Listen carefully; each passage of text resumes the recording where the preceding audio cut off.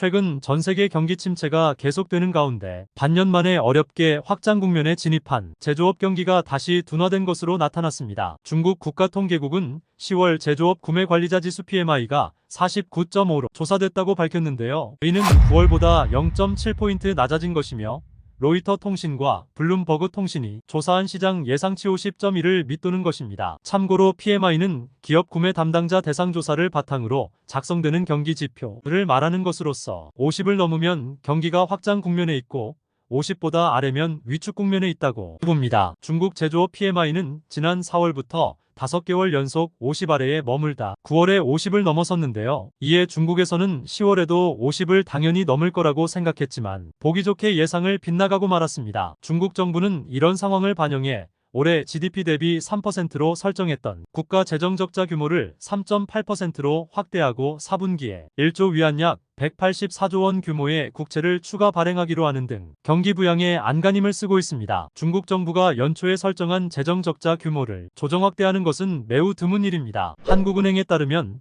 중국의 부동산 경기는 아직까지 회복 조짐이 나타나지 않고 있다고 밝혔는데요. 부동산 시장에서는 주택가격, 신규 착공 및 투자 모두 감소세가 지속되는 모습으로서 특히 주요 부양 조치가 실제로 시행된 국경절 연휴 기간 이후 회복세가 나타날 것으로 기대됐지만 10월 들어서도 신규 주택 판매가 여전히 과거 수준을 하회하는 등 회복 조짐이 가시화되지 않고 있습니다. 부동산 경기 침체 장기화가 금융시장 불안으로까지 전이되고 있습니다. 이 와중에 한국의 기업 삼성 LG전자에서는 전장자동차 전기부품 사업이 역대급 실적을 갈아치웠는데요. 삼성전자의 전장 자회사는 지난 3분기 사상 최대 실적을 달성했으며 LG전자도 올해 전장 사업 수주 잔고가 무려 100조 원을 돌파할 전망입니다. 업계에 따르면 삼성전자 자회사 하만의 올해 3분기 영업이익은 4,500억 원으로 사상 최대 분기 이익을 냈으며 전년 같은 기간 3,100억 원 대비 45.2% 증가했습니다. 이는 2017년 전장 사업 강화를 위해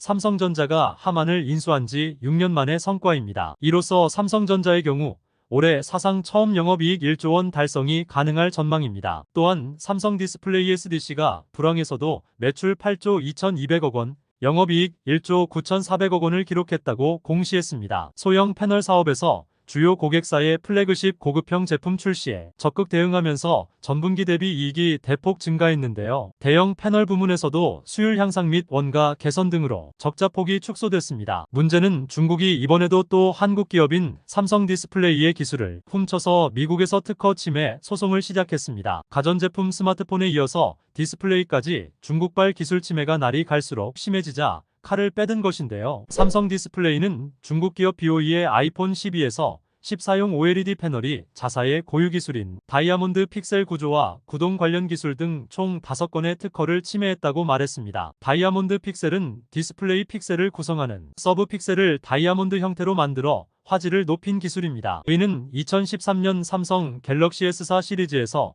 처음 적용되기 시작했고 이후 삼성 OLED 패널의 주요 기술로 자리 잡았습니다. 한국 디스플레이 산업협회에 따르면 2018년 중소형 OLED 시장에서 한국과 중국의 시장 점유율 격차는 한국 95.5%, 중국 3.6%로 91.9%포인트였지만 지난해엔 그 격차가 한국 79.1%, 중국 20%로 좁혀졌는데요. 이렇게 한국의 기술을 훔쳐서 격차를 줄이려는 중국의 욕심과 어떻게 해서든 중국 경기 침체에서 살아남고자 하는 중국 기업들이 속내를 알 수 있는 사건입니다. 또한 중국은 국내 언론사 위장 웹사이트를 운영한 것으로 밝혀졌는데요. 국가정보원은 이 같은 사실을 국회에 보고했습니다. 대한민국을 겨냥한 해킹 공격 가운데 중국과 북한의 비율이 80% 이상을 차지하는 등 우리나라 해킹 공격의 최대 위협으로도 평가받고 있습니다. 또한 최근에 K푸드가 해외에서 각광받고 있는데요. 우리나라 사람이 지난해 소비한 라면은 40억 개가 조금 안 되지만 해외에서 소비되는 라면 매출은 국내 소비를 뛰어넘었고 올 한해 수출액은 역대 최고치인 1조 원을 넘길 전망입니다. 그래서 이것을 또 중국이 가만둘 리 없듯이 브랜드명과 포장지 등의 한글 표기까지 하며 한국 제품인 것처럼 보이게 만들어 파는 중국 업체의 모방 제품들이 적발되기 시작했습니다. 모방 제품을 보면 국내 제품 포장과 유사한 디자인의 사나이라는 브랜드 이름, 불닭볶음면 하얀 설탕 맛소금 등이 제품 이름도 한글로 표기해 얼핏 보면 한국 제품으로 착각할 수 있습니다. 불닭볶음면을 보면 제품 포장에 불을 뿜는 달개 이미지도 유사합니다. 2년 전부터 문제가 돼 국내 식품업체들이 대응에 나섰습니다. 2021년 12월 한국식품산업협회를 중심으로 국내 기업들은 K푸드 모조품 근절을 위한 공동협의체를 구성하고 삼양식품의 불닭볶음면, CJ제일제당이 다시다 설탕소금, 대상의 미원멸 치액미역, 오뚜기 당면 등 9개 제품에 대한 상표권 등 침해 소송을 중국 법원에 제기했습니다. 지난 5월 중국 법원은 일부 제품에 대해 시각적 부분에서 유사하게 복제한 점이 인정된다며 한국식품업체에 20만에서 30만 위안 한화로 3,700만에서 5,500만 원 안팎의 배상금을 지급하라고 판결했습니다. 그동안 이를 통해 이익을 올린 것에 비하면